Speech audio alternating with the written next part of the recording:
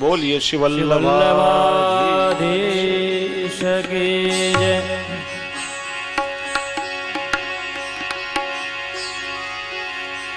વલ્લભ વિઠ્ઠલ ગિરધારે યમુના જોકે બલિહારે।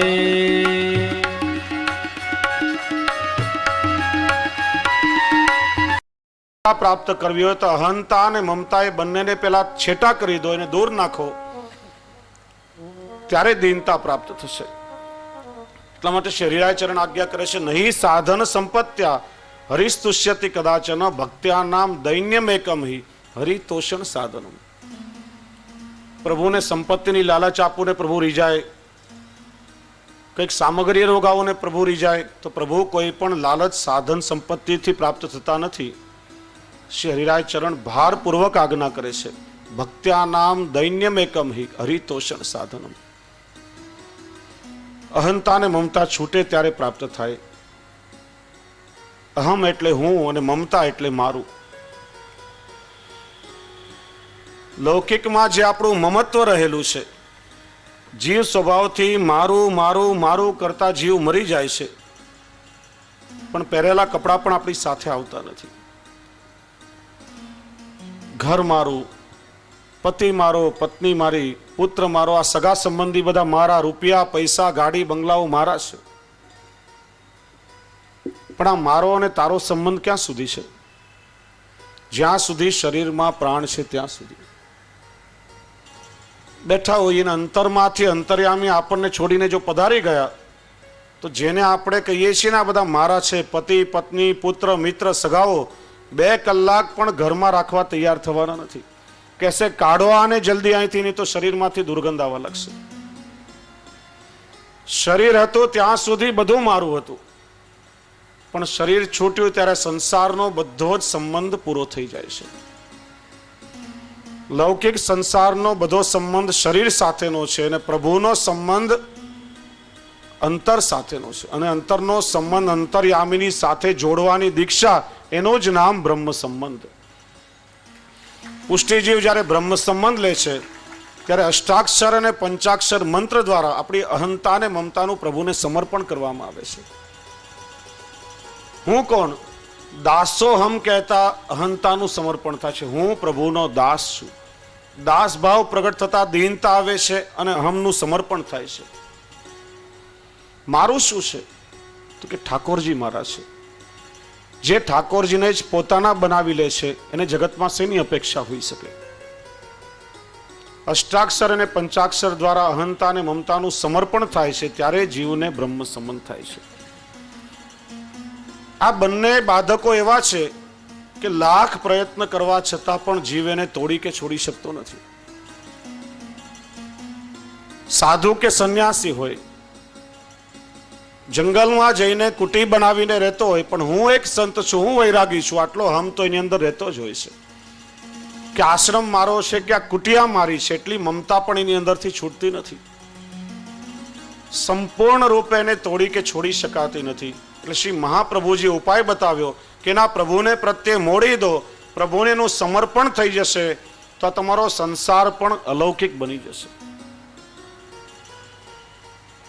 ગોસ્વામી તુલસીદાસજી યુવાનીમાં જ્યારે એમના લગ્ન થયા ત્યારે એમની પત્ની રત્નાવલી ઉપર એમને ખૂબ જ આસક્તિ હતી। રત્નાવલી વગર એક ક્ષણ પણ રહી શકતા નહીં। એકવાર એ પત્નીને પિયરે જવાનો પ્રસંગ આવ્યો। તુલસીદાસજીથી એનો વિરહ સહન થયો નહીં। એક અંધારી તોફાની વરસાદની રાત, વીજળીના કડાકા ભડાકા થાય, અનરાધાર વરસાદ વરસે, પ્રગાઢ અંધકાર સર્જાયો। એ વરસાદની તોફાની અંધારી રાતમાં પત્નીના વિરહમાં પત્નીને મળવા નીકળી પડ્યા। કાદવ કીચડમાં પડતા અખડતા નદી પાસે આવ્યા। નદીમાં પૂર આવ્યું હતું, રેલ આવી હતી। એક મળદું એક શબ તણાતું તણાતું આવ્યું, ઘડીક વીજળીનો ચમકારો થયો અને એમાં પેલા મળદાને લાકડું સમજી એને પકડી એના સહારે નદી તરીને પાર કરી। વૈષ્ણવ કાગડો હોય એને દિવસે દેખાય છે, રાત્રે દેખાતું નથી। ઘુવડને ફક્ત રાત્રે દેખાય છે, દિવસે દેખાતું નથી. આ બંને અડધો અડધો સમય આંધળા થઈ જાય છે. પણ જે માણસ મોહમાં સપડાય છે ને નથી રાત્રે દેખાતું કે નથી દિવસે દેખાતું, 24 કલાક આંધળો બની જાય છે, એને મોહાંધ કહેવાય. તુલસીદાસજીને મોહ થયો હતો. વીજળીના ચમકારામાં શબને લાકડું સમજીને પકડી એના સારે નદી તરીને પાર કરી. અનેક મુશ્કેલીઓ વેઠતા પત્નીના મકાન પાસે આવ્યા. દ્વાર બંધ હતા. બાજુમાં એક ઝાડ ને ઝાડ ઉપર એક સર્પ લટકી રહ્યો હતો. એને દોરડો સમજી એને પકડીના સહારે ઝાડ પર ચડીને અગાસીમાંથી પત્નીના મકાનમાં દાખલ થયા. અડધી રાત્રે રત્નાવલીને ઊંઘમાંથી ઉઠાડી. રત્નાવલીને ખબર પડી ત્યારે ખૂબ જ ઠપકો આપ્યો કે આટલા કષ્ટોની પરવા કર્યા વગર તમે મને મળવા માટે આવ્યા છો. हाड मास की देह तापर जितनी प्रीति तिसो आदि जो प्रभु प्रीति तो अवश्य मिटत भव भीति. आ शरीर ઉપર તમને પ્રેમ છે, મોહ છે. ચામડું કાઢીને જોશો તો હાડ માસનો લોચો ફક્ત છે, તમને ધૃણા ઉત્પન્ન થશે. અરે જેટલો પ્રેમ મને કરો છો એના કરતા અડધો જો પ્રભુને કર્યો હોત તો ક્યારનાય પ્રભુ તમને મળી ગયા હોત. પત્નીની આટલી વાતે તુલસીદાસજીના હૃદયના તાર હલાવી નાખ્યા. એમને ગુરુના રૂપમાં પત્ની મળી, પત્નીનો સત્સંગ મળ્યો. ક્ષણમાં સંસારનો મોહ છૂટ્યો. પ્રભુ પ્રાપ્તિના માર્ગે પ્રવૃત્ત થયા અને ગોસ્વામી તુલસીદાસ કહેવાય. આખું રામચરિત માનસ લખ્યું. સંસારમાં મોહ કેવલ સંસારા શક્તિ ઉત્પન્ન કરાવે છે. લૌકિક મોહ આપણો વધારે છે અને આપણને પ્રભુ સુધી પહોંચવા દેતી નથી. એટલા માટે અહંતા અને મમતા, હું અને મારું, આ બંને ભક્તિ માર્ગમાં અત્યંત બાધક છે. આ હું અને મારું છૂટે ત્યારે જીવને દીનતા પ્રાપ્ત થાય અને ત્યારે ઠાકોરજી પ્રસન્ન થાય. એટલા માટે દયારામભાઈ ખૂબ સુંદર પદમાં ગાય છે.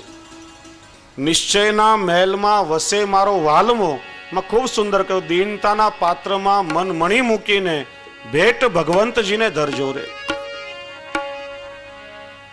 નિશ્ચયના મેલમાં વસે મારો વાલમો, નિશ્ચયના મેલમાં વસે મારો વાલમો, વસે મારો વાલમો, વસે બ્રજ લાડેલો. જે રે જાય તે જાખી પામે હોજી રે. નિશ્ચયના મેલમાં વસે મારો વાલમો.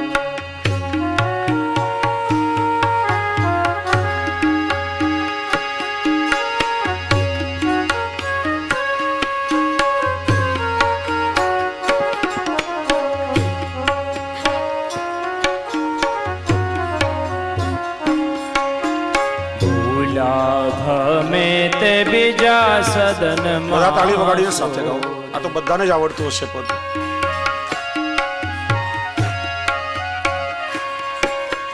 ભૂલા ભમે તે બીજા સદનમાં શોધે, હરી ના મળે એક ઠામે હોજી રે. નિશ્ચયના મેલમાં વસે મારો વાલમો.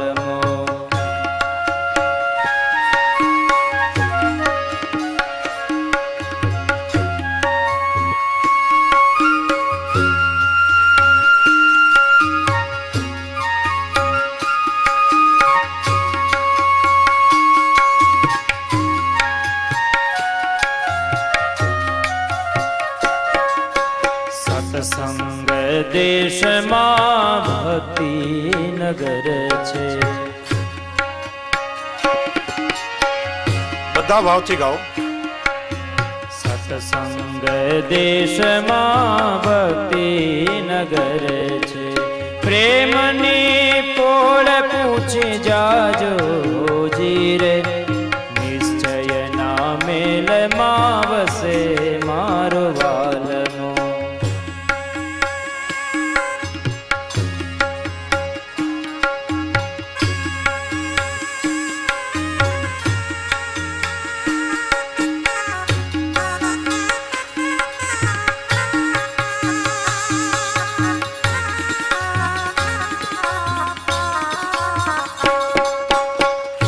પ્રતાપ પોળિયાને મળી મહેલ બેસજો.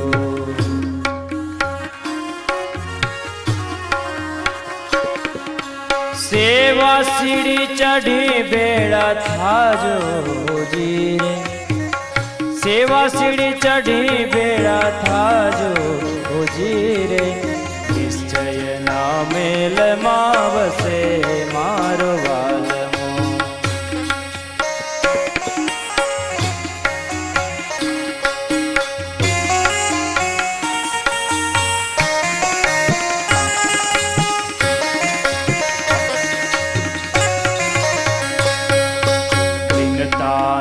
પાત્રમાં મન મણી મૂકીને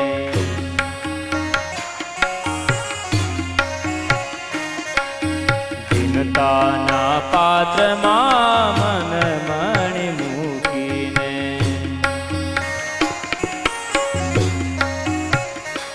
હારે ભેટ ભગવંતજીને દરજો જીરે. ભેટ ભગવંતજીને દરજો જીરે. નિશ્ચય ના મેલ માં વસે મારો વાલમો.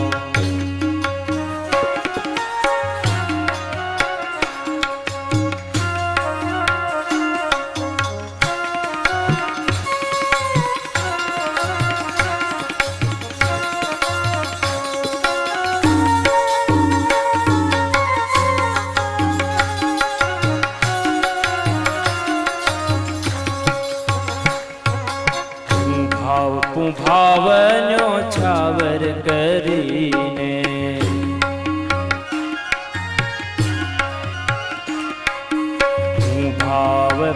ભાવનો છાવર કરીને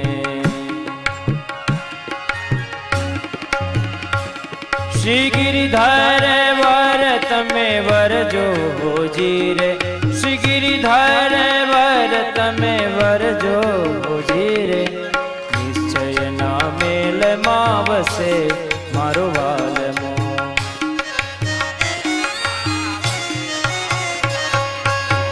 રે મંડાણનું મૂળ હરી ઈચ્છા.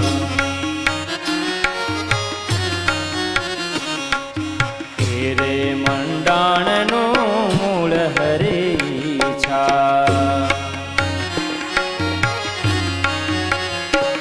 અરે કૃપા વિના સિદ્ધિ ન થાય હોજી રે. કૃપા વિના સિદ્ધિ ન થાય હોજી રે. વચ્ચેના વેલ માં વસે મારો વાલમો.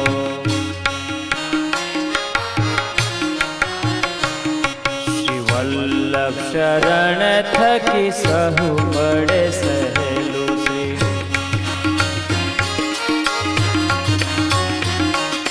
વલ્લભ શરણ થકી સહુ પડે સહેલું.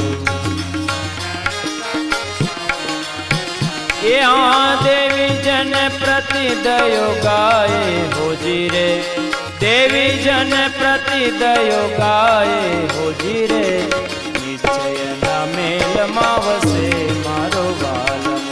નિશ્ચય ના મેલ માં વસે મારો વાલમો.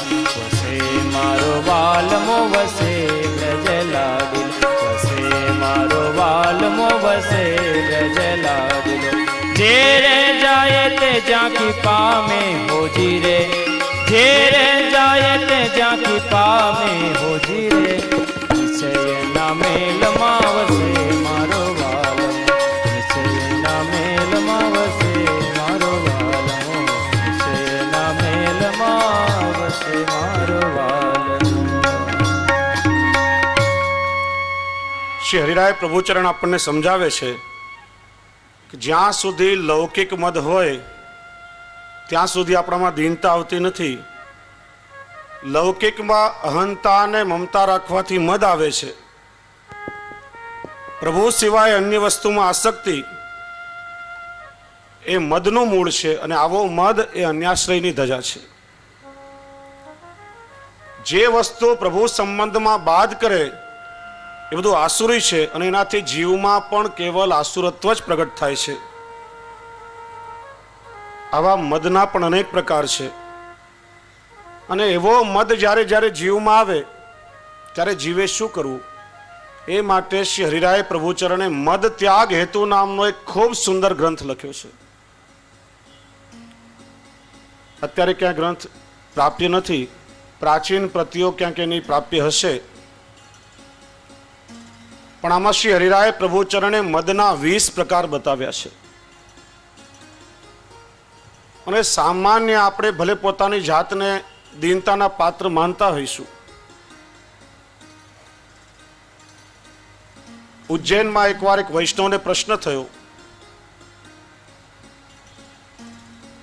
પ્રભુ પ્રસન્ન થયા એમ ક્યારે જાણવું? ઘણા વૈષ્ણવને નીકળીને પૂછવા ગયા, બધાએ પોતપોતાના ભાવ અનુસાર ઉત્તર આપ્યો.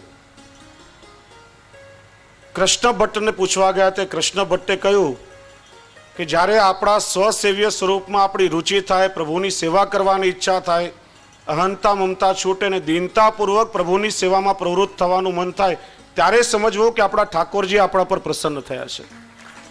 શ્રી હરિરાય ચરણ પણ અહીંયા એ જ આજ્ઞા આપણને કરે છે.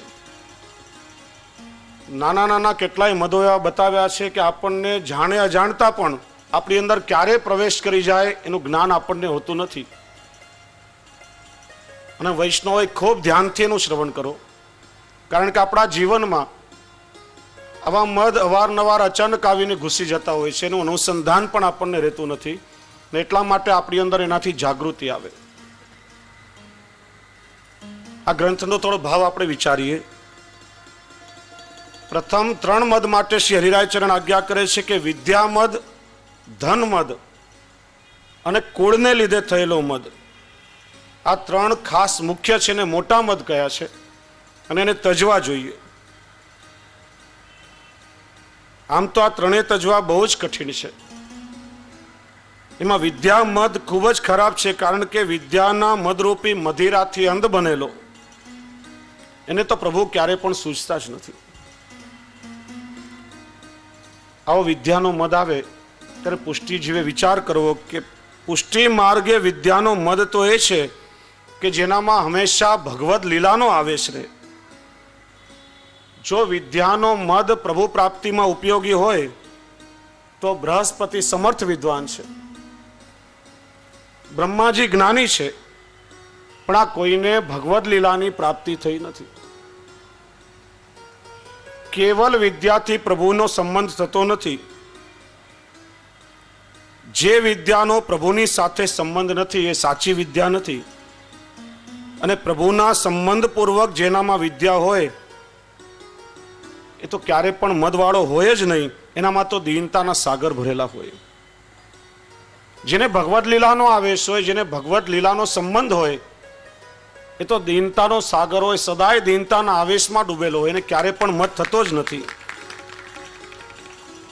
બીજો મદ શ્રી હરિરાય ચરણ બતાવે છે ધનનો મદ. એ પણ એવો બાધક છે. કુબેર ભંડારી જેટલું ધન કોઈની પાસે નહીં હતું, છતાં ધનથી કુબેર ભંડારીને પ્રભુની પ્રાપ્તિ થઈ નથી. સાચું ધન તો એ જ છે કે જે હરિગુરુ અને વૈષ્ણવના સેવામાં વપરાય, અને પ્રભુ ભક્તોનું ધન તો પ્રભુ સ્વયં છે. જેના ઘરમાં ભગવદ સ્વરૂપ રૂપી નિધિ બિરાજતી હોય એને કયા લૌકિક ધનની અપેક્ષા હોય, અને જેના ઘરમાં ઠાકોરજીની સેવા બિરાજતી હોય એના ઘરમાં લૌકિક ધન હોય તો પણ એનો મદ એને ક્યારે પણ નડતો નથી, કારણ કે અલૌકિક દ્રવ્ય તો હરિગુરુ અને વૈષ્ણવની સેવામાં વપરાય છે. બોલીએ શ્રી વલ્લભાધીશ કી જય. વલ્લભ વિઠ્ઠલ ગિરધારે યમુના જોગી બલિહારે.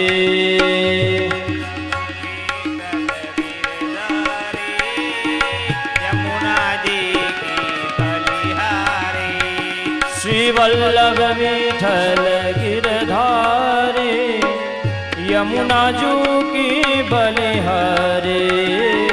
ખૂબ ખૂબ આનંદ છે. જામનગર વાળા નિત્ય લીલાસ્ત ગોસ્વામી શ્રી વ્રજભૂષણલાલજી મહારાજ શ્રી જે અમારા તાજી મહારાજ એમના દ્વિતીય કુમાર શ્રી હરિરાયજી દાદાભાઈ અને એમના પુત્ર અમારા પરમ આત્મીય સ્નેહી અમારા મિત્ર એવા શ્રી વલ્લભલાલજી મહોદય શ્રી આપ કાંદિવલીના વૈષ્ણવ પર કૃપા વિચારી અહીંયા પધાર્યા છે. આપણે સૌ ભાવથી આપનું સ્વાગત કરીએ. મનોરથી પરિવાર આપને માલ્યાર્પણ કરશે. શ્રી વલ્લભ વિઠ્ઠલ ગિરધારે શ્રી યમુના ઝુકી બલિહારે વલ્લભ વિઠ્ઠલ ગિરધારે યમુનાજી કી બલિહારે. જય યમુના શ્રી ગોવર્ધનનાથ મહાપ્રભુ શ્રી વિઠ્ઠલનાથ. જય યમુનાજી ગોવર્ધનનાથ મહાપ્રભુ શ્રી વિઠ્ઠલનાથ. જય યમુના શ્રી ગોવર્ધનનાથ મહાપ્રભુ શ્રી વિઠ્ઠલનાથ. જય યમુનાજી ગોવર્ધનનાથ મહાપ્રભુ શ્રી વિઠ્ઠલનાથ. શ્રી વલ્લભ વિઠ્ઠલ ગિરધારી યમુના ઝુકી બલિહારી. ત્રીજો મદ શ્રી હરિરાય પ્રભુચરણ સમજાવે છે કે કોઈ ઉત્તમ કુળમાં જન્મ થયો હોય ત્યારે આ કુળનો મદ પણ માણસને અંધ બનાવે છે. એનાથી કેવલ લૌકિકમાં આપણી મમતા વધે છે અને પ્રભુમાં ક્યારે પણ ચિત્ત ચોટતું જ નથી. પુષ્ટિ માર્ગમાં સાચો કુળવાન તો એ જ છે કે જે યમુનાજીના તટ પર વિહાર કરનાર યુગલ સ્વરૂપમાં સદાય આસક્ત રહેતો હોય. કુલ એટલે તટ, કુલનો એક અર્થ થાય છે તટ, અને વાન એટલે વાળો. શ્રી યમુનાજીના તટના વિહાર રૂપી પ્રભુમાં જેનું લગ્ન થાય એ સાચો કુળવાન છે. શ્રી હરિરાયજી સમજાવે છે કે વિષયી માણસ હોય એના વિષયોના મદો કદાચ વૃદ્ધાવસ્થા આવે ત્યારે છૂટી શકે, પણ આ ઉપરના 3 મત તો એવા છે કે વૃદ્ધાવસ્થામાં પણ માણસને મૂકતા નથી. એટલા માટે આ મોટા મત બતાવ્યા છે. હવે બીજા નાના નાના મદ શ્રી હરિરાયજી બતાવે છે. નાના હોવાનું કારણ કે અમુક સમયે જીવમાંથી એ મદ ક્યારે ને ક્યારે છૂટી પણ શકે છે. ચોથો મદ શ્રી હરિરાય ચરણ બતાવે છે કે જુવાનીનો મદ. માણસની આમ યુવાની આવી રહ્યો હોય, તરવર થઈ રહ્યો હોય, બેકાબુ ઘોડાની જેમ એની જુવાની જ્યારે ચાલતી હોય ત્યારે માણસ એવી યુવાનીના મદમાં અંધ બની જાય છે. અને આવા યુવાનીના મદમાં માણસ અનેક અનર્થો સર્જી શકે છે. અને આવો મદ જ્યારે આવે ત્યારે વૃદ્ધો સામે હંમેશા જોવું જોઈએ કે અત્યારે આપણે યુવાન છીએ પણ એક દિવસ આપણે પણ વૃદ્ધ થવાના છીએ. આ જુવાની ક્યારેય પણ સદાયને માટે કોઈની ટકી નથી. ને જુવાનીમાં આમ દાઢી ઉપર હાથ ફેરવીને જોઈ લેવાનું કે આ ડાચું એક દિવસ બેસી જવાનું છે, મોઢામાંથી લાળો દળશે. 32 મોઢામાં નહીં, જેમ શંકરાચાર્યજી કહે છે અંગમ ગલિતમ પલિતમ મુંડમ દશન વિહીનમ જાતમ તુંડમ વૃદ્ધો યાતિ ગૃહિત્વા દંડમ તદપિન મુંચતી આશાપિંડમ. કપાળે પાળિયા આવી ગયા છે, મોઢામાં કે દાંત નથી, કમર વાંકી વળી ગઈ છે, લાકડીનો ટેકો લઈને ચાલવું પડે છે, છતાં પણ આ ડોસો આશાનો લોચો છોડતો નથી. ત્યારે જુવાનીમાં હંમેશા વૃદ્ધો તરફ જોવું કે આપણી પણ એક દિવસ આવી જ દશા થવાની છે. અને જુવાનીમાં જ્યારે સર્વ ઇન્દ્રિયો સશક્ત હોય ત્યારે જ જીવે વધારેમાં વધારે ભગવત કાર્ય કરી લેવું જોઈએ. બાળકોને કહીએ કે હમણાં તમે ભગવત કાર્ય કરો કે હજી તો હમણાં રમવાના દિવસો છે. યુવાનો કહેશે હજી તો કર્મ કરવું છે, કમાવું છે, પરિવારનો નિભાવ કરવો છે. ગરડા થશું, વૃદ્ધાવસ્થા આવશે ત્યારે ભગવત નામ લેશું. વૃદ્ધાવસ્થા આવશે કે નહીં એને કેટલાને ખબર છે? કારણ કે દેહ ક્ષણભંગુર છે. મહાભારતમાં પ્રસંગ આવે છે, યુધિષ્ઠિર પાસે એક બ્રાહ્મણ દાન માગવા માટે આવ્યો. યુધિષ્ઠિર કોઈ કાર્યમાં વ્યસ્ત હતા. એમણે કહ્યું કે આવતીકાલે આવજો, કાલે દાન આપીશ.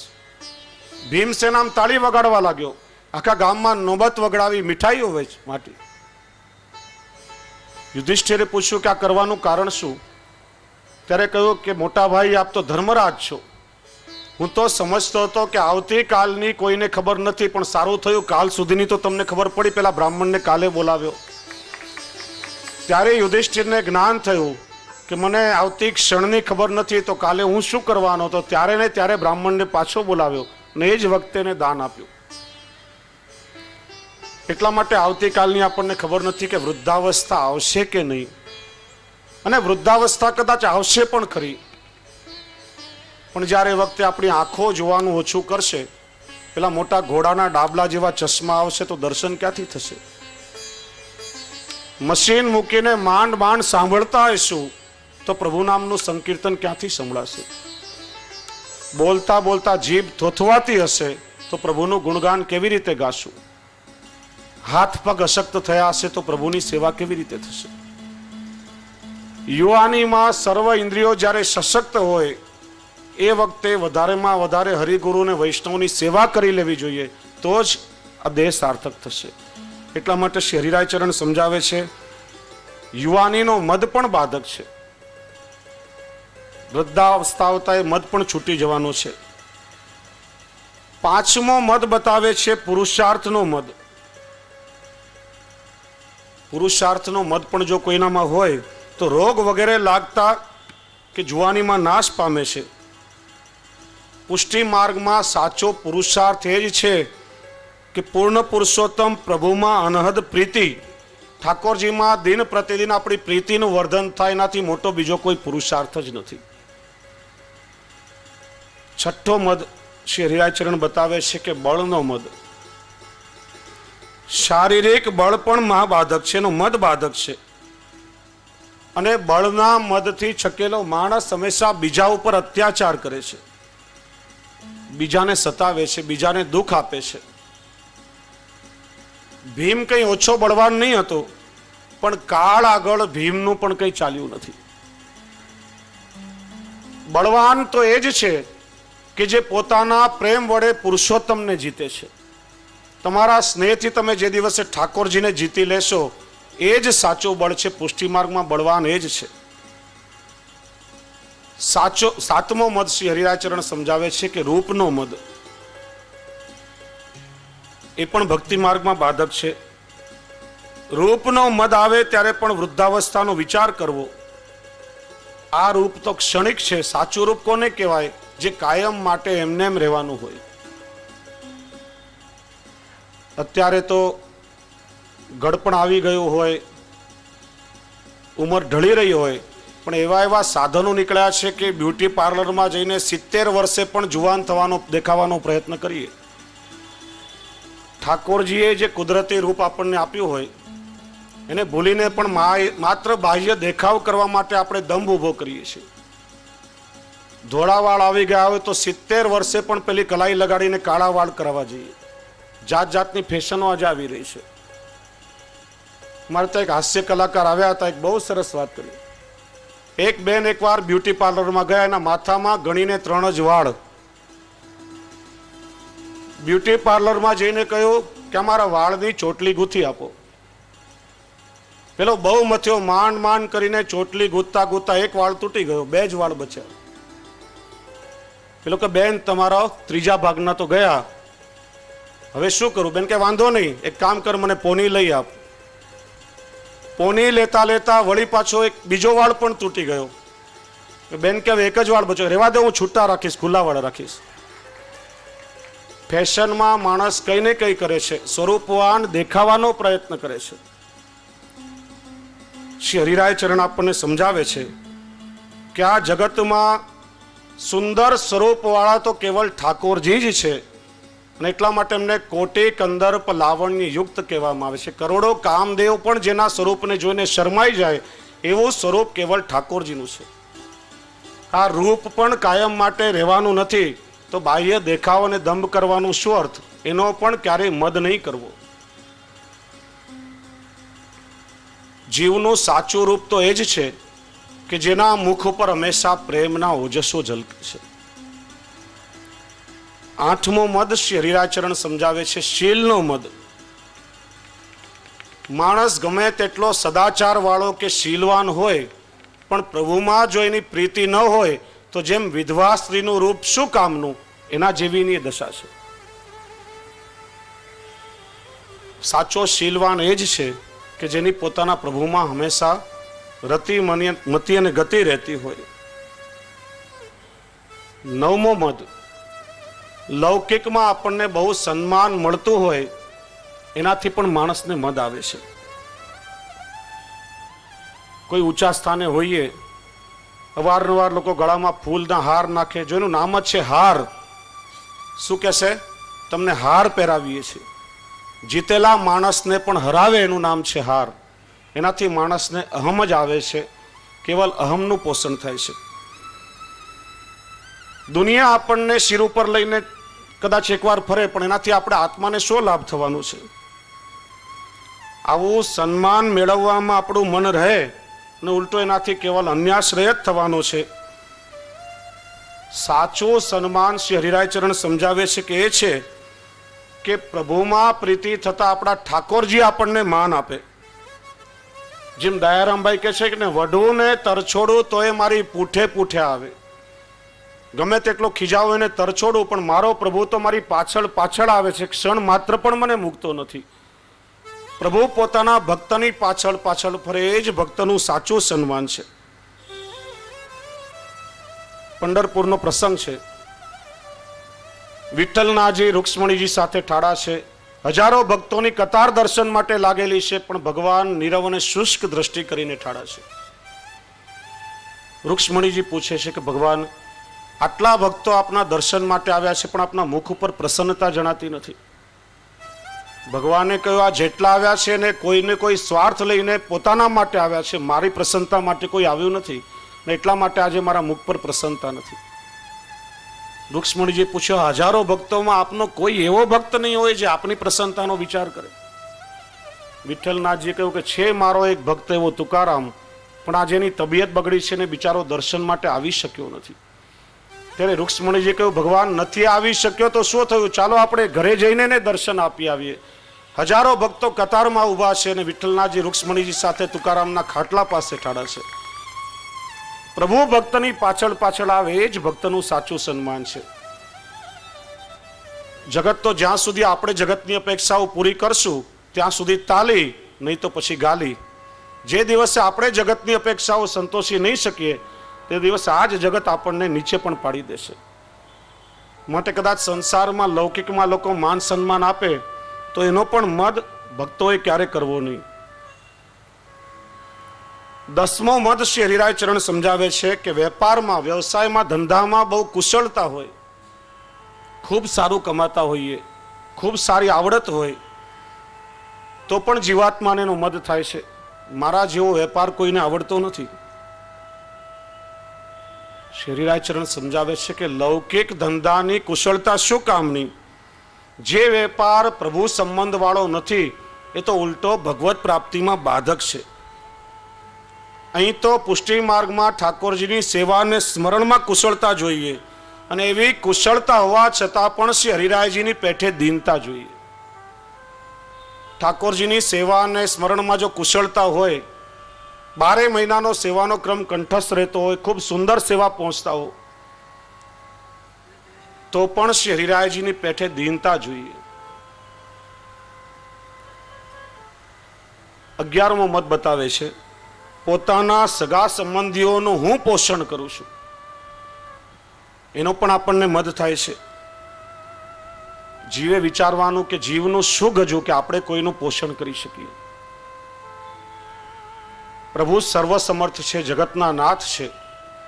ભગવાને પોતે કહ્યું છે કે મારા જીવોનું યોગક્ષેમ હું પોતે વહન કરું છું. ઘણીવાર આપણે લૌકિકમાં કોઈને કહીએ છીએ, જો હું નહીં હોઉં તો તમારી શું દશા થશે? હું છું તો તમારું ઘરબાર ચાલે છે. એનો મદ પણ આપણને થાય છે. અને કદાચ કોઈ આપણું ભરણ પોષણ કરતું હોય, લૌકિકનો આશય રાખીએ, એમાં મમતા રાખશું તો પણ શ્રી હરિરાય ચરણ સમજાવે છે કે એનાથી પણ અન્યાશ્રય થશે. એક મુનિમ શેઠને ત્યાં નોકરી કરે. શેઠ ખૂબ સંપન્ન, સમર્થ, અને ખૂબ ભક્તિભાવવાળો. અવારનવાર પેલા મુનિમને ત્યાં આવતા નાના મોટા પ્રસંગો એનો આ શેઠ નિભાવ કરે. મુનિમને ત્યાં નાની દીકરી પરણાવવાનો છેલ્લો પ્રસંગ. શેઠ પાસે આવીને યાચના કરી, શેઠ છેલ્લી દીકરીનો પ્રસંગ હવે બાકી છે, આ પ્રસંગ પાર પડે તો સમજો કે મારું જીવન પાર. શેઠે કહ્યું, તારી દીકરી મારી દીકરી છે, ચિંતા નહીં કર, લગ્નમાં જેટલો પણ ખર્ચ થશે બધો દ્રવ્ય હું આપીશ. મુનિમ નિશ્ચિંત થઈ ગયો કે હવે તો કોઈ મારે માથાકૂટ નથી, બધું ટેન્શન ચાલ્યું ગયું.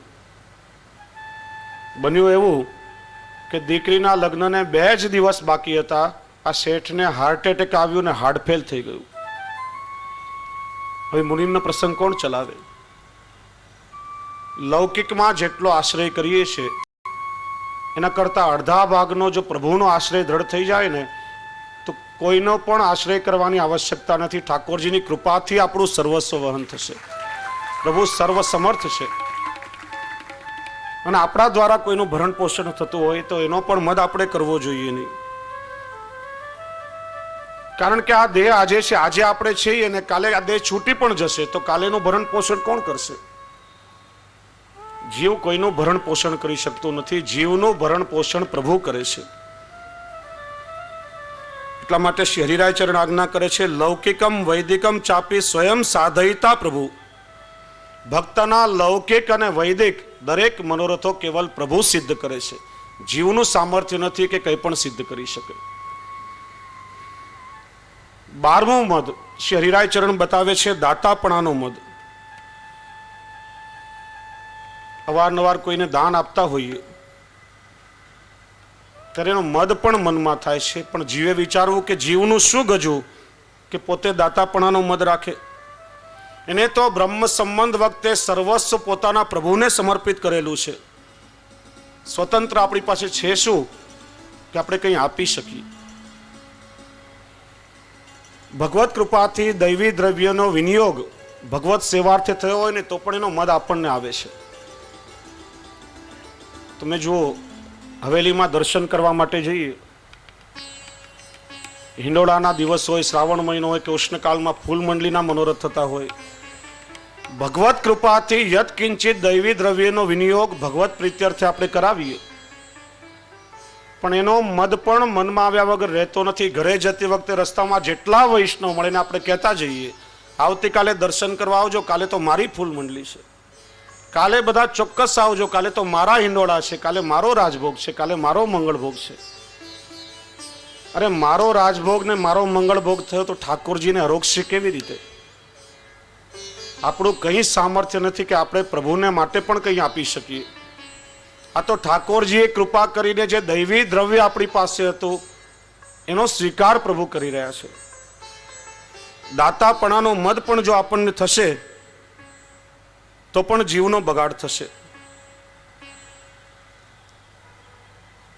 મહાભારતમાં યયાતિની કથા આવે છે.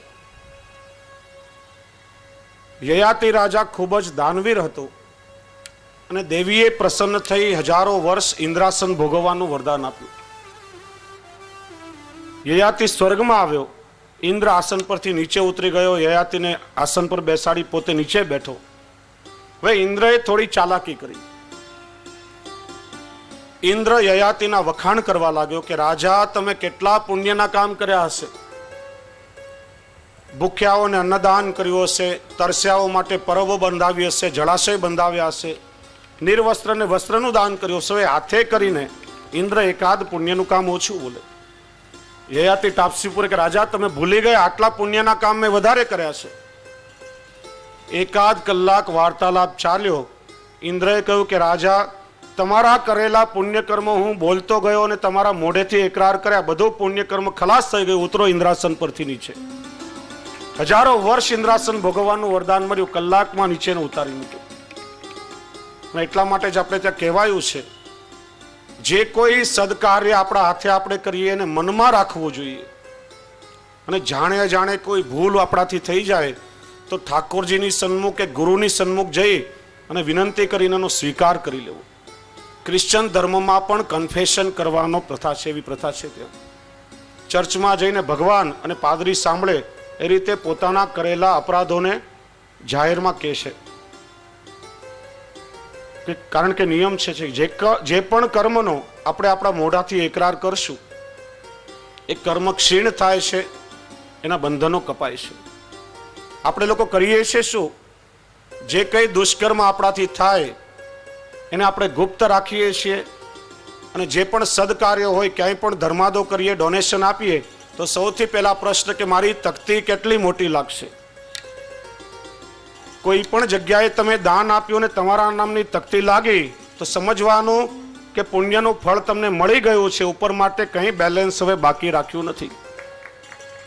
અમેરિકા જઈએ તો રૂપિયાને ડોલરમાં કન્વર્ટ કરવા પડે. બ્રિટનમાં જઈએ તો રૂપિયાને પાઉન્ડમાં કન્વર્ટ કરવા પડે. જે દેશમાં જઈએ ત્યાંનું ચલણ વાપરવાનું હોય. ભારતના રૂપિયા બધે ચાલતા નથી. તો ક્યારે વિચાર કર્યો કે આપણે ઉપર જઈશું તો ત્યાં શું ખર્ચ કરશું, ત્યાં વાપરવા માટે શું છે? એટલા માટે આપણી પ્રણાલિકા કહે છે કે જે કંઈ સદકર્મ આપણાથી થાય એને મનમાં રાખો, લોકો પાસે બડાઈની અપેક્ષા નહીં રાખો. એ તો ઘણીવાર તમે જો માણસ કોઈ પંખો દાનમાં આપે, પંખાના 3 પાંખડામાં વળી પાછા ઘરના 3 સભ્યના નામ લખાવે, ભલે 3 પેઢી ઉપર આમ ગોળ ગોળ ફરતી જ રહે, કઈ વાંધો નહીં, પણ નામ લખાવવું જોઈએ ચોક્કસ. આ દાતાપણાનો મદ પણ ભક્તિ માર્ગમાં બાધક છે, અને એવો મદ પણ જીવે તજવો જોઈએ. 13મો મદ શ્રી હરિરાય ચરણ બતાવે છે કે શત્રુના વિગ્રહનો, કે આપણા શત્રુને આપણે જીતીએ તો પણ જીવાત્માને મદ આવે છે, પણ એનાથી આત્માને શું લાભ? ત્યારે મનમાં વિચાર કરવાનો.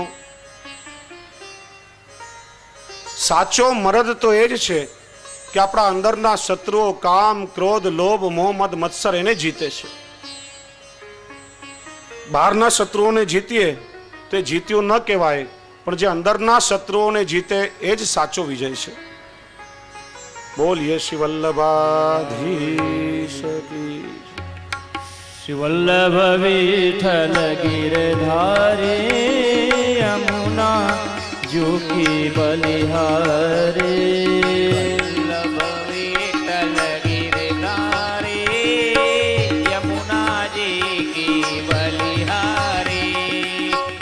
વલ્લભ વિઠ્ઠલ ગિરધારે યમુના જુકી.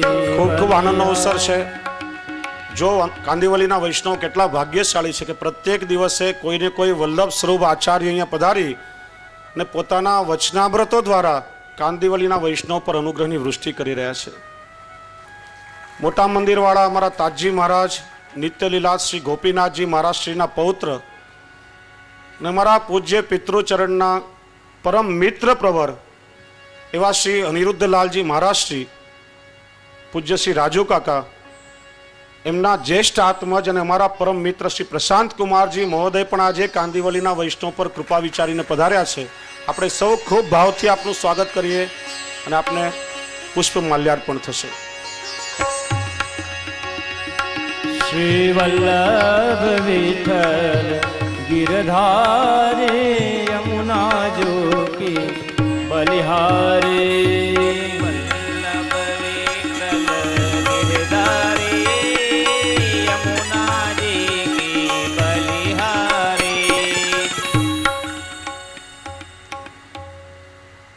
14મો મદ શ્રી હરિરાય ચરણ બતાવે છે કે આપણને અત્યંત સંતાન હોય તો પણ જીવને એને મદ થાય છે. ઘણા બધા સંતાનો હોય તો જીવને મદ થાય છે, પણ ત્યારે વિચારવું કે એનાથી શું લાભ? સેંકડો પ્રજા હોય તો પણ તો કે પ્રભુની પ્રાપ્તિમાં આપણને મદદરૂપ થવાની નથી. ધૃતરાષ્ટ્રને 100 પુત્રો હતા, પણ એનાથી એને શું લાભ થયો? ઉલટો દૈવી સંતાન ન હોય અને આસુરી સંતાન હોય તો ભગવત પ્રાપ્તિમાં બાધક બને છે. કુંભનદાસજીને 7 પુત્રો હતા, છતાં પણ એમણે કહેવું પડ્યું કે મારે 1.5 જ દીકરાઓ છે. ચત્રભૂતદાસજી લીલા સંબંધી ભગવદ લીલાનું અનુસંધાન માટે આખો દીકરો કયો, અને કૃષ્ણદાસજી કેવલ ગાયોની સેવા કરે એટલા માટે અડધો દીકરો કયો. સંસ્કૃતમાં એક સુભાષિત આવે છે એકે નાપી સુપુત્રેણ સિંહી સ્વપિતિ નિર્ભયમ સહૈવ દસભી પુત્રૈર ભારમ વહતી રાસભી. સિંહણ એક સંતાનને જન્મ આપે તો પણ નિરાતે સૂઈ જાય છે કે આ સિંહણનું સંતાન સિંહ જ છે. એક ગર્જનાથી ભલભલાના હૃદય ધ્રુજી ઉઠશે. પણ ગધેડી 10 બચ્ચાને જન્મ આપે છતાં પણ એના નસીબમાં તો ભાર ઉપાડવાનું જ લખ્યું હોય છે. અનેક સંતાન હોય પણ જો દૈવી ન હોય તો ઉલટા પ્રભુ પ્રાપ્તિમાં બાધક બને છે. ભક્તિમાન સંતાન હોય તો તે સાચી પ્રજા છે, નહીં તો તે શત્રુ છે. અને એટલા માટે જ પ્રશ્નોત્તરીમાં પણ એ ચર્ચા થઈ હતી. આપણે ત્યાં લૌકિક વૈદિક પણ કેવલ પ્રભુની પ્રસન્નતા માટે કરવામાં આવે છે. લગ્ન પણ આપણે કરીએ છીએ કેવલ આનંદ પ્રમોદ માટે નહીં, પણ ઘરમાં પત્ની આવશે, ભગવત ભાવવાળી થશે અને ઠાકોરજીની સેવામાં સહાયક બનશે. સંતતિ ઉત્પન્ન કરવા માટે પણ પુત્ર કૃષ્ણ પ્રિય રતિ, ઠાકોરજીમાં પ્રીતિ રાખવા વાળો અલૌકિક સંતાન આવશે જે મારા પછી વાળી ઠાકોરજીની સેવાનું વહન કરશે. એટલા માટે જાજા સંતાન હોય એનો મદ પણ બાધક છે. 15મો મદ બતાવ્યો કે પુત્ર ભાર્યા વગેરે અનુકૂળ હોય, પત્ની પુત્ર વગેરે ઠાકોરજીની સેવામાં કદાચ અનુકૂળ હોય તો પણ એનો મદ થાય છે. શ્રી હરિરાય ચરણ સમજાવે છે કે એવો મદ પણ પુષ્ટિ જીવે કરવો નહીં, તો શું થશે કે ઠાકોરજીમાંથી મમતા છૂટશે અને પુત્રમાં અને પત્નીમાં લૌકિક મમતા વધવા લાગશે. આ ઠાકોરજીના જ જીવો છે, ઠાકોરજીનો પરિકર છે, એવો ભગવત ભાવ મનમાં રાખવો. 16મો મદ શ્રી હરિરાય ચરણ સમજાવે છે કે જ્ઞાનનું અભિમાન પણ બાધક છે. થોડું બહુ જ્ઞાન આવી ગયું હોય ને તો પણ માણસ શક્યા વગર રહેતો નથી. જ્ઞાનનું અભિમાન ભક્તિ માર્ગમાં અત્યંત બાધક કહેવામાં આવ્યું છે. વૈષ્ણવે વિચારવાનું કે અહીં તો વ્રજલીલા વગરનું જ્ઞાન એ જ્ઞાન નથી. સર્વલીલાના સાક્ષી એક માત્ર શ્રી યમુનાજી છે. યમુનાજી ઠાકોરજીની પ્રત્યેક લીલાના સાક્ષી છે, માટે બધી લીલાઓનું જ્ઞાન કેવલ યમુનાજીને હોય. ઘણી વાર જીવને લીલાનું જ્ઞાન હોય છે પણ બધી લીલાઓનું જ્ઞાન હોતું નથી. અને એટલા માટે ભગવદ લીલાઓનું જ્ઞાન હોય તો એનો પણ અહમ, એનો પણ મદ ભગવદીઓએ ક્યારે પણ કરવો નહીં. 17મો મદ શ્રી હરિરાયજી સમજાવે છે કે ભજન, ભજન એટલે સેવા. ભજ ધાતુ ઉપરથી ભજન શબ્દ પડ્યો છે. આપણે ઠાકોરજીની ઉત્તમ પ્રકારે સેવા કરી રહ્યા હોઈએ તો પણ હું મારા પ્રભુની સેવા ખૂબ સુંદર કરું છું એવો મદ પણ જીવને આવતો હોય છે. જીવે વિચારવું જોઈએ કે પુષ્ટિ માર્ગ તો સાધન કરતા નિસ્સાધનતાનો માર્ગ છે. પ્રભુની સેવા આપણે શું કરી શકવાના હતા? જ્યાં કોટાનો કોટી વ્રજભક્તો પ્રત્યેક ક્ષણે ઠાકોરજીની મરજી સાચવી રહ્યા હોય, આપણે તો કેવલ આપણો હાથ પવિત્ર કરીએ છીએ. શ્રી ગોકુલનાથજી જેવા સમર્થ આચાર્ય જ્યાં આજ્ઞા કરતા હોય कि सेवा तो श्री महाप्रभु जी और श्री गुसाई जी कर गए, हम तो केवल लकीर पीटते हैं, तो આપણે જીવ શું સેવા કરી શકવાના છીએ? ગોવિંદાસ ભલ્લાનો પ્રસંગ યાદ કરો. શ્રીજી બાવાની ખૂબ જ સુંદર સેવા કરતા. જમનાજીમાંથી જલની ગાગરો ભરી લાવે, આખું મંદિર ખાસા કરે, પાત્રો માંજે, ખૂબ ભાવથી સેવા કરે. પણ આ સેવા કર્યા પછી એક શબ્દ એવો બોલે કે બધી સેવા ઉપર પાણી ફરી જાય. જો હું કેટલી સુંદર સેવા કરું છું, છે કોઈ જે મારા જેવી સેવા કરી શકે? ત્યારે શ્રીજી બાવાએ પણ શ્રી મહાપ્રભુજીને આજ્ઞા કરવી પડી કે આ તમારો ભક્ત મને ખૂબ જ ખીજવે છે, મને બહુ જ અપ્રસન્ન કરે છે. અને સેવા કરવાનો મદ આવ્યો, એનાથી ઠાકોરજીની સેવા છૂટી અને વિમુખ થઈ ગયા. પ્રભુ કૃપા કરે અને આપણે ઉત્તમ રીતે ઠાકોરજીની સેવા કરી શકતા હોઈએ તો એનો પણ મદ પુષ્ટિ જીવોએ ક્યારેય નહીં કરવું. અને એ વખતે વિચારવાનું, વ્રજભક્તો ઠાકોરજીની સેવા કરે છે, આપણે જીવ ઠાકોરજીની સેવા શું કરી શકીએ? 18મો મદ શ્રી હરિરાય ચરણ બતાવે છે કે રાજ્યમાં સન્માન થતું હોય, મંત્રી, મુખ્યમંત્રી, પ્રધાનમંત્રી કે રાજાઓ આપણને સન્માન આપે, માનથી આપણને બોલાવે, તો એવા મદથી પણ આપણી અંદર રાજસપણું આવે છે અને ઠાકોરજી આપણાથી દૂર થઈ જાય છે. અહીં પુષ્ટિ માર્ગમાં રાજ એટલે કેવલ શ્રી વલ્લભ રાજ. અને શ્રી મહાપ્રભુજીનું સન્માન મળ્યું ક્યારે કહેવાય કે ઠાકોરજીની પ્રાપ્તિ માટે અંતરમાંથી જ્યારે વિરહની જ્વાળાઓ ઉઠવા લાગે, એ જ શ્રી વલ્લભનું સાચું સન્માન છે. બાકી લૌકિકમાં રાજનું સન્માન મળે તો એનાથી પણ આપણી અંદર રાજસપણું આવે છે. અંતરમાં પ્રભુ પ્રાપ્તિનો વિરહ જ્યારે થાય ત્યારે વિચારવાનું કે શ્રી વલ્લભ રાજે આજે આપણું સન્માન કર્યું છે, વિપ્ર યોગાગ્નિ સ્વરૂપ શ્રી વલ્લભની કૃપા થઈ છે, ત્યારે ભગવત પ્રાપ્તિનો તાપ ક્લેશ હૃદયમાં વધી રહ્યો છે. 19મો મદ શ્રી હરિરાય ચરણ બતાવે છે, કોઈ કાર્ય કરવા માટે વૃદ્ધો આપણા કરતા વડીલો આપણી અનુમતિ લે, આપણને પૂછી પૂછીને કાર્યો કરે, આપણું અનુમોદન લે, ત્યારે એનાથી પણ આપણને મદ આવે છે, અભિમાન થાય છે. પણ એ અભિમાન પણ ભક્તિ માર્ગમાં બાધક છે, કારણ કે એનાથી પણ કેવલ લૌકિક પ્રતિષ્ઠામાં આપણું ચિત્ત લાગે છે અને જીવ નીચે પડે છે. અને છેલ્લો 20મો મદ શ્રી હરિરાય ચરણ બતાવે છે કે શયન અને આહારથી પણ જીવને મદ થાય છે. પુષ્ટિ જીવે વિચાર કરવો કે ગમે તેવો આહાર લઈએ પણ ભક્તોનો આહાર તો કેવલ ભગવત ભજન છે ને સાક્ષાત વિહાર રૂપી આહાર ન મળે ત્યાં સુધી લૌકિક વૈરાગ્યનું પણ કંઈ ફળ મળતું નથી. અહીં જ્યાં વૈરાગ્ય એટલે વિરાગ એટલે ઘર બાર છોડી સંન્યાસ લઈને ચાલ્યા જેવું નહીં,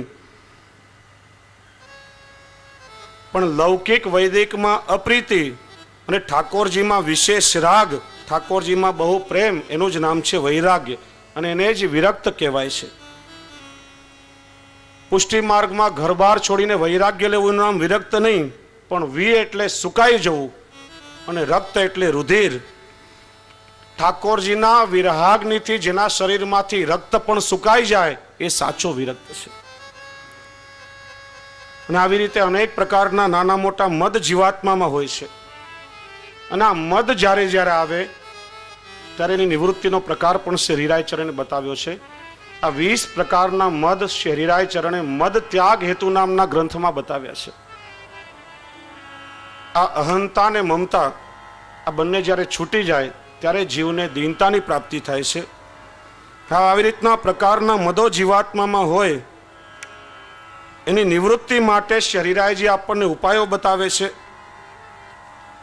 6 પ્રકારના ઉપાય શ્રી હરિરાય પ્રભુ ચરણે બતાવ્યા છે. આવતીકાલના સત્રમાં આપણે સૌ એનું ચિંતન કરશું. 5મા દિવસના સત્રનો આજે આપણે અહીંયા વિરામ કરીએ છીએ, કારણ કે શ્રી આચાર્ય ચરણની કૃપાથી 2 આચાર્ય ચરણ મહાનુભાવો અહીંયા પધાર્યા છે. આપ શ્રીના બંને મહાનુભાવોના વચનામૃતોનો આપણને સૌને લાભ મળવાનો છે. પણ એ પહેલા આપણા કાંદિવલીના જ આપણા સૌના લાડીલા ખૂબ જ વિદ્વાન અને જેમના પ્રયત્નોથી મુંબઈ યુનિવર્સિટીમાં વલ્લભ વેદાંત એકેડેમીનો પ્રારંભ થયો છે એવા પરમ ભગવદી શ્રી અવિનાશભાઈ પારેખ, કે જેમણે કાંદિવલી પૂર્વમાં પણ શ્રી વ્રજ વિહાર સ્થાપનાની હવેલીની સ્થાપના પૂજ્ય દાદાશ્રીના માર્ગદર્શનમાં કરેલી છે. કે અવિનાશભાઈ પારેખ અહીંયા આવ્યા છે. આપણે સૌ તાળીઓ વગાડીને એમનું સ્વાગત કરીએ. પૂજ્ય દાદાશ્રી એમનું ઉપરણું ઓઢાડીને સ્વાગત કરશે, સ્મૃતિચિહ્ન અર્પણ કરશે. પણ એ પહેલાં પરમ ભગવદી અવિનાશભાઈ પારેખ 5-7 મિનિટમાં મુંબઈ યુનિવર્સિટીમાં જે વલ્લભ વેદાંતનો કોર્સ ચાલી રહ્યો છે એની સમજણ આપ સૌને આપશે. પુષ્ટિ માર્ગ માટે ખૂબ જ ગૌરવનો વિષય છે કે આજે મુંબઈ યુનિવર્સિટી જ નહીં પણ ભારતની 11 યુનિવર્સિટી આ વલ્લભ વેદાંતનો કોર્સ આજે સ્વીકાર્યો છે. અને તેમાં તુલનાત્મક અભ્યાસ, કમ્પેરેટિવ સ્ટડી દ્વારા ફિલોસોફિકલ લેવલ પર વલ્લભ વેદાંત ભણાવવામાં આવી રહ્યો છે અને વિશ્વમાં અનેક લોકો આજેનો લાભ લઈ રહ્યા છે. તો આ વલ્લભ વેદાંતના કોર્સ વિશે પરમ ભગવદી અવિનાશભાઈ પારેખ 5-7 મિનિટના પોતાના અલ્પ વક્તવ્યમાં આપણને સૌને માર્ગદર્શન આપશે. પૂજ્ય દાદાશ્રી દ્વારા એમને આશીર્વાદ મળશે અને ત્યાર પછી પરમ શ્રદ્ધેય શ્રી વલ્લભલાલજી મહોદયશ્રી અને ત્યારબાદ પરમ શ્રદ્ધેય શ્રી પ્રશાંત કુમારજી મહોદયશ્રીના વચનામૃતોનો લાભ મળશે. અને ત્યાર પછી 7:15 વાગે બરાબર શ્રી વલ્લભની આરતી આપણે સૌ સાથે મળીને કરશું. 5-10 મિનિટ આગળ પાછળ થાય તો કંઈ વાંધો નહીં. વલ્લભના વચનામૃતોનું શ્રવણ કરવું છે. વલ્લભની આરતી થયા પછી આશ્રયનું પદ બોલીને ત્યાર પછી ઠાકોરજીના મનોરથના દર્શન થશે અને ત્યાર પછી આપણા સૌના કાંદીવલી બોરીવલીમાં રહેતા લોકલાડીલા શ્રી ભાનુભાઈ વોરા અને રાજકોટથી ખાસ પધારેલા કિરીટભાઈ વ્યાસ દ્વારા હાસ્ય દરબાર અને સંતવાણીનું ખૂબ સુંદર આયોજન 8 થી 10 વાગ્યા સુધી કરવામાં આવ્યું છે. આપ સૌ વૈષ્ણવનો લાભ ચોક્કસ લેશો.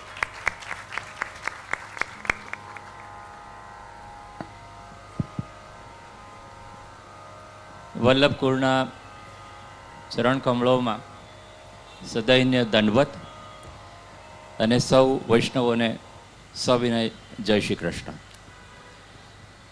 બાબાની કૃપા થઈ આજે આપ સૌની સમક્ષ ઉપસ્થિત થઈ અને વલ્લભ વેદાંત એકેડેમીની જે સ્થાપના થઈ છે એના વિશે આપની સાથે વિચાર વિમર્શ કરવાનો જે અવસર મને પ્રાપ્ત થયો છે એ બદલ હું આપના ઋણનો સ્વીકાર કરું છું.